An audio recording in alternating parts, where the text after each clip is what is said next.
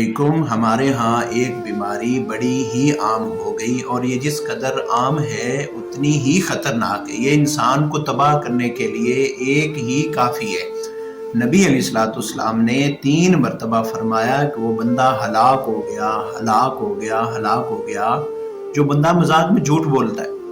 اور پھر سب سے لمحہ فکریہ یہ ہے کہ ہم اس کو کوئی گناہ ہی نہیں سمجھتے، کوئی بیماری ہی نہیں سمجھتے۔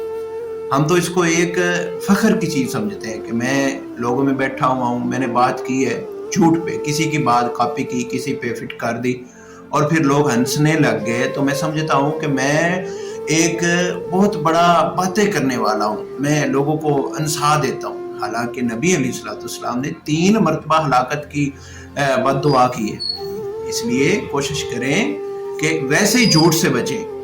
اور پھر تو یہ مذاق میں جھوٹ والی نبی علیہ السلام نے 3 مرتبہ ہلاکت کی ہے۔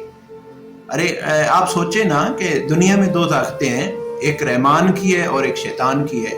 ہم دعویٰ کرتے ہیں کہ ہمارے ساتھ طاقت رحمان کی ہے اور پھر مذاق میں جھوٹ بول رہے ہیں، جبکہ نبی علیہ السلام فرماتے ہیں کہ وہ بندہ ہلاک ہو گیا، ہلاک 3 مرتبہ فرماتے ہیں۔ اللہ رب العالمین ہمیں اس گناہ سے بچنے کی توفیق عطا